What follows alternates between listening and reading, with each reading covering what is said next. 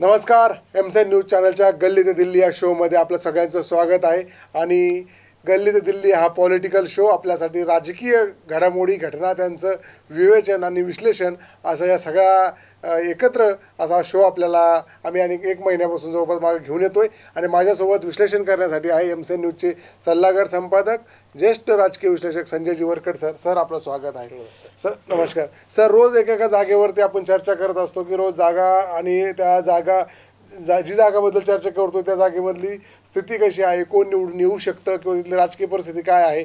पण या सगळ्या गरमागरमी तिसऱ्या टप्प्याचं मतदान पार पडलंय. आणि काल शरद पवारांनी एका इंग्रजी वर्तमानपत्राला एक जाहिरात दिली, एक मुलाखत दिली, माफ करा, एक इंग्रजी वर्तमानपत्राला मुलाखत दिली. आणि त्या मुलाखतीत त्यांनी दावा केलाय की आगामी काळामध्ये निवडणुका झाल्यावरती किंवा आगामी 2 वर्षामध्ये जे काही राजकीय प्रादेशिक पक्ष आहे ते तर एकतर काँग्रेसमध्ये विलीन होतील किंवा तसा विचार करतील, त्या दृष्टीनं पावलं टाकतील असं ते म्हटले.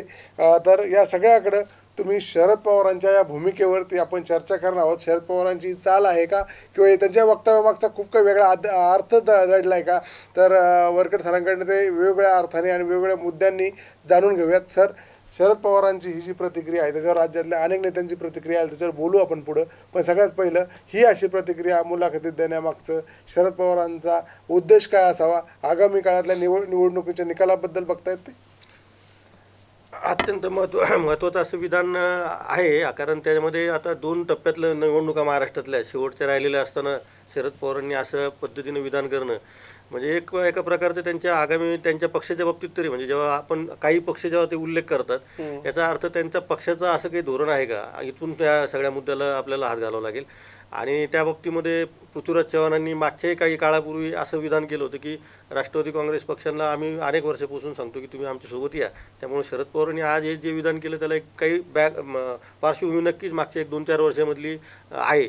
आणि अशा परिस्थितीमध्ये शरद पवारांनी विधान करणं, एका बाजूने तुम्ही घड्याळाच्या चिन्हावर दावा करतात सुप्रीम कोर्टामध्ये आणि निवडणूक आयोगाकडं राष्ट्रवादी काँग्रेस पक्ष आपला हक्क सांगत आहे, आणि दुसऱ्या बाजूने शरद पवारांनी असं विधान करणं आणि त्यामध्ये काही पक्षांचा उल्लेख करणं, या काही पक्षांमध्ये शरद पवारांचं नेमकं अंगुली निर्देश कोणाकडे आहे याचा आपल्याला विचार करावा लागेल. कारण अशी शक्यता महाराष्ट्र सोडून बाहेरच्या राज्यामध्ये फार मला क्वचितच वाटते की एखादा पक्ष काँग्रेससोबत जाईल असं. काँग्रेसमध्ये जाणं पण काँग्रेसमध्ये विलीन होईल. हो ना, म्हणजे काँग्रेसमध्ये मर्ज करणं एखादा पक्ष, तर महाराष्ट्र सोडून किंवा शरद पवारांची राष्ट्रवादी काँग्रेस सोडून आत्ता भारतामधला दुसरा कुठला पक्ष असं लगेच चटकन नजरेसमोर येत नाही की जो तातडीनं किंवा आगामी काळामध्ये 1-2 वर्षानंतर का होत नाही तो विलीन होईल. कारण प्रत्येक पक्षाची एक मजबूत असं संघटन प्रत्येक राज्यामध्ये आहे आणि साधारणपणे त्यांचं हे जे युद्ध आहे ते काँग्रेसच्या अगेन्स्टच आहे. काही अपवादात्मक राज्यामध्ये जिथं भारतीय जनता पक्षाची सत्ता आहे तर तिथले जे प्रादेशिक पक्ष आहेत तर ते काही काँग्रेससोबत जाऊ शकत नाही, असे सगळे पक्ष आहेत ते.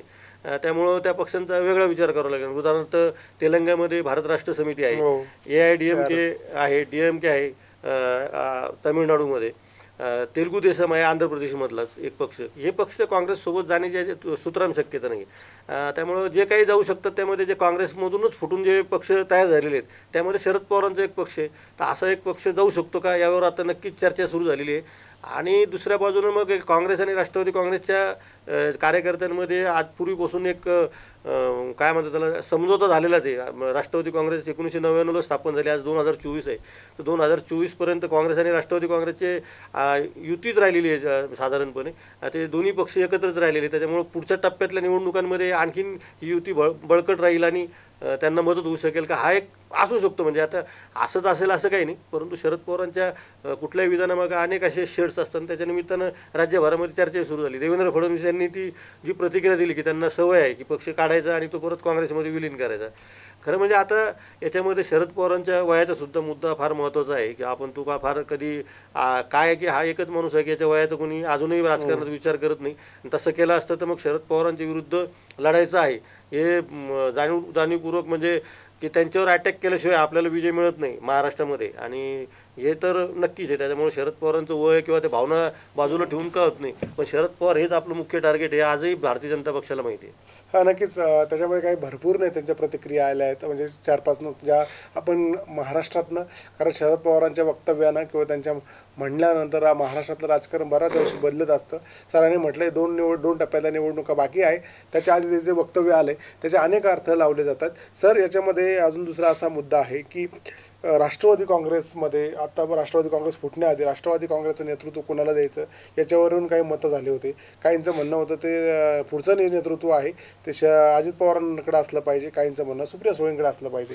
तर मोदींनीही आपल्या भाषणात आत्ता जी मुलाखत दिली मागं, मोदी पण असं म्हटलंय त्या मुलाखतीमध्ये की शरद पवारांचा तो घरचा विषय होता आणि त्यांना पुढचा तुमचा उत्तराधिकारी कोण हे नेमता नाही आलं, त्यामुळे या सगळ्या गोष्टी घडल्या किंवा त्याच्यात नाही फूट झाली, घरातलं भांडण होतं असं जे म्हणता आलं. तर त्याच्यामुळे जर सुप्रिया सुळेंसाठी भविष्यामध्ये जे आहे शरद पवारांच्या असं काही डोक्यात असेल की राष्ट्रवादी काँग्रेस पक्ष काँग्रेसमध्ये विलीन होऊन काहीतरी वेगळी मोठी भूमिका घ्यावी.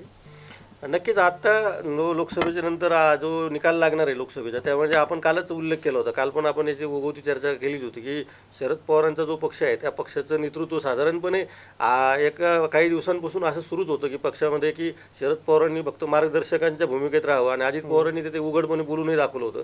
आता बारामतीचा निकाल लागल्यानंतर परत एकदा सुप्रिया सुळे विजयी झाल्यानंतर शरद पवारांचं पुढची भूमिका काय असेल ही फार महत्त्वाची असणार आहे. कारण राष्ट्रवादी काँग्रेस पक्ष आता आगामी काळामध्ये जर विधानसभेला सामोरं जाणार असेल, आतापर्यंत सुप्रिया सुळेंची अजित पवार राज्यामध्ये आणि सुप्रिया सुळे केंद्रामध्ये असा राष्ट्रवादी काँग्रेसची एक रचना होती, ती ठरलेली रचना होती. त्या रचनेला आता बदलच करावा लागणार आहे. कारण विधानसभेच्या 288 मतदारसंघाचा जेव्हा एकत्रितपणे सामना करायचा काँग्रेस, शिवसेना आणि राष्ट्रवादी काँग्रेसला, तर जागा वाटपापासून ते उमेदवार ठरवण्यापर्यंतच्या सगळ्या गोष्टींमध्ये शरद पवार नक्कीच मार्गदर्शकाच्या भूमिकेत असतील. परंतु मला असं वाटतं की सुप्रिया सुळेंचा रोल मोठा होऊन जाईल आणि मग विलिनीकरण वगैरेच्या नंतरचे टप्पे येतील. नक्कीच. म्हणजे त्या सगळ्या कारण याच्यामध्ये पृथ्वीराज चव्हाणांनी जी प्रतिक्रिया दिली ती बोलकी आहे. पृथ्वीराज चव्हाण असं म्हणतात की शरद पवार यांचा पक्ष काँग्रेसमध्ये विलीन करायचा की नाही हा सर्वस्वी शरद पवारांचा निर्णय आहे. आणि चव्हाण यांच्या विधानानंतर कारण त्यांचं म्हणणं आहे की त्यांनी डायरेक्ट म्हटलं आहे की शरद पवारांनी जे म्हटलं होतं की इतर पक्ष तर राष्ट्रवादी विलीन करायची की नाही हा शरद पवारांचा विषय आहे. त्यामुळं शरद पवार जे एखादं विधान करतात त्याचा खूप दूरगामी विचार केलेला असतो असं नेहमी म्हटलं जातं. आणि पृथ्वीराज चव्हाणांनी तर म्हटलं की त्यांचा पक्ष त्यांनी इकडं राष्ट्रवादी जो आहे तो काँग्रेसमध्ये विलीन करायचा की नाही हा त्या शरद पवारांचा वैयक्तिक विषय असेल. पण सर जसं म्हणतात की तो मर्जर करण्यासाठी काही गोष्टी आधी ठरवल्या जातील. कारण पक्षामधल्या लोकांचं पण मत घ्यावं लागेल. कारण आता इतके सगळ्या 2 फूट पडल्यानंतर राष्ट्रवादी काँग्रेसमध्ये उघड फूट पडल्यानंतर त्या महाराष्ट्रामध्ये ज्या पद्धतीनं सुप्रिया सुळेंनी, रोहित पवारांनी आणि शरद पवारांनी हा पक्ष पुढे नेण्यासाठी जीवाच्या आकांतानं प्रयत्न केला तो सगळ्या महाराष्ट्राने पाहिला. आणि आज जे महाराष्ट्रामध्ये भारतीय जनता पक्षाची जी पिछेहाट होत आहे त्यामध्ये उद्धव ठाकरेंसोबतच शरद पवारांचाही तेवढाच मोठा वाटा आहे.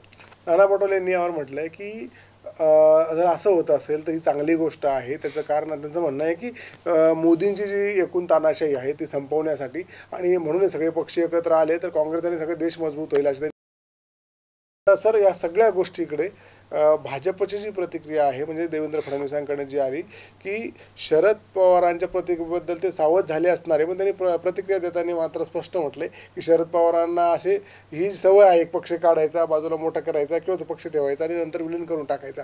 पण या सगळ्या गोष्टींचा अन्वयार्थानं आपल्याला दोन मुद्द्यांचा विचार करावा लागेल. तर स्पष्टपणे एक, जर शरद पवारांना असं विधान करताय त्यामागचा अर्थ काय, नंबर 2 खरंच जर असं घडलं तर महाराष्ट्रातलं आणि देशातलं राजकारण कसं असेल. पण यासाठी लोकसभा निवडणुकींची निकालांची वाट पाहावी लागणार आहे.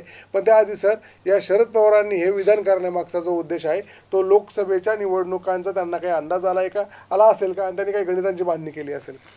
नाही, याच्यामध्ये आपल्याला काळाचे टप्पे आपल्याला लक्षात घेतले पाहिजे. एकतर प्रादेशिक पक्षांच्या ज्या स्थापना झालेल्या आहेत भारतामध्ये या बहुतांशी पक्ष जे आहेत ना ते काँग्रेसची राजवट आणि काँग्रेसला पूर्ण बहुमत असायचं, स्पष्ट बहुमत जेव्हा काँग्रेसने असताना ते सगळे प्रादेशिक पक्षांची स्थापना तेव्हा झालेली आहे. भारतीय जनता पक्ष 2014ला सत्तेवर आलेला आहे. आपण जे आत्ता म्हणतो की भाजपला एक आरोप होतो की भाजपला प्रादेशिक पक्ष संपवायचे आहेत, तर मुळामध्ये प्रादेशिक पक्ष काँग्रेसच्या काळामध्ये महाराष्ट्र नवनिर्माण सारखा किंवा भारत राष्ट्र समितीसारखा एखादा दुसरा पक्ष सोडला तर बहुतांशी पक्ष जे आहेत AIDMK असेल, DMK असतील, अकाली दल असेल, हे सगळे पक्ष काँग्रेसच्या राजवटीमध्ये काँग्रेसला जेव्हा स्पष्ट बहुमत केंद्रामध्ये होतं त्यावेळेस स्थापन झालेले. आणि त्यांची स्थापन होण्यामागची कारणं ही प्रादेशिक अस्मिता जिवंत ठेवणं, संघराज्यामध्ये राज्याच्या ज्या भूमिका आहेत आणि राज्याची जी अस्मिता आहे तिला कुठंतरी एक स्थान असायला पाहिजे म्हणून काँग्रेसच्या विरोधात हे सगळे पक्ष आतापर्यंत बहुतांशी पक्ष काँग्रेसच्या राजवटीमध्ये काँग्रेसशी संघर्ष करत स्थापन झालेले पक्ष आहेत. त्यामुळं आता अलीकडच्या काळामध्ये जसं काँग्रेसने या प्रादेशिक पक्षांना दाबून ठेवण्याचा प्रयत्न केला, तोच प्रयत्न आता भारतीय जनता पक्ष करतो. त्यामुळं राष्ट्रीय पक्ष दोन्ही सारखेच आहेत. म्हणजे त्यांनी प्रादेशिक पक्ष, शिवसेनेसारखा मित्र पक्ष असेल भाजपचा किंवा अकाली दलासारखा पक्ष असेल, तर हे मित्र दूर का जातात त्यांच्यापासून, हे आपण लक्षात घेतलं पाहिजे. कारण तिथं कुठंतरी हे प्रादेशिक पक्षांचं महत्त्व कमी करायला पाहिजे. आणि आता भाजपचा महाराष्ट्रात तर डाव तोच होता की दोन्ही प्रादेशिक पक्ष बाजूला करून आता आपल्यासोबत आलेल्यांना ताकद द्यायची तात्पुरती, आणि नंतरच्या काळामध्ये त्यांचंही खच्चीकरण करून महाराष्ट्रामध्ये एक हाती सत्ता भाजपची यायलाच पाहिजे असं भाजपचं गणित होतं. तर या सगळ्या पार्श्वभूमीवर आता शरद पवारांनी जे विधान केलेलं आहे की अशा पद्धतीने जर भाजपला आपल्याला सामोरं जायचं असेल तर माझ्या पक्षापुरता तरी तो विचार आहे का, तर बाकीच्या पक्षांना त्यांनी एक विचार करण्याला मला असं वाटतं एक मुद्दा सोडून दिलेला आहे. आत्ता लगेच त्यांच्या मुद्द्यावर लोक तातडीने निर्णय घेतील अशी शक्यता फार कमी आहे. नक्कीच. म्हणजे शरद पवारांचं विधान एक असतं, त्याचे अर्थ अनेक असतात आणि एका दगडात अनेक पक्षी मारण्याची त्यांची जुनी सवय आहे. त्याच्यामध्ये सर एका संदर्भाचा एक विचार करावा लागेल की मागच्या एका मुलाखतीत मोदी असं म्हणाले होते की उद्धव ठाकरेंना काही मदत लागली किंवा काही अडचण असेल तर मोदी पहिला असेल मदत करणारा, जे आहे त्यांचं वादन होतं. तर दुसऱ्या अर्थानं काही मध्ये 2 दिवस असं चर्चा आली माध्यमांमध्ये की मोदींचं आणि म्हणजे शिवसेनेचं म्हणजे उद्धव ठाकरेंचं पडद्यामागून काही चालू आहे का त्याच्याबद्दल काही असतील का, अशा काही गोष्टींमध्ये माध्यमात चर्चा सुरू होती.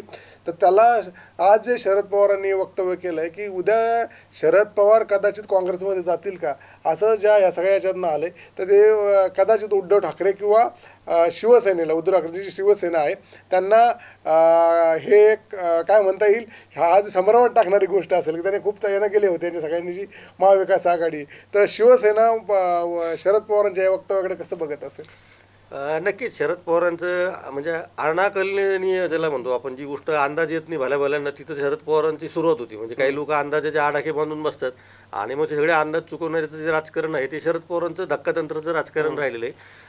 उद्धव ठाकरेंच्या बाबतीतही त्यांनी मध्ये काही विधानं केली होती की त्या विधानांच्या बाबतीमध्ये सोबत असून सुद्धा त्यांनी काही गोष्टींवर त्यांच्या नाराजी जी होती, हे काही मतं त्यांनी अत्यंत स्पष्टपणे मांडली होती की जी त्या निवडणुकीच्या काळात मांडायला पाहिजे होती की नाही, याच्यावरही खूप चर्चा झालेली आहे. आपण जे म्हणताय ते तसं की उद्धव ठाकरेंचं इथं जे संघर्ष झालेला आहे तो देवेंद्र फडणवीस यांच्याशी झालेला आहे.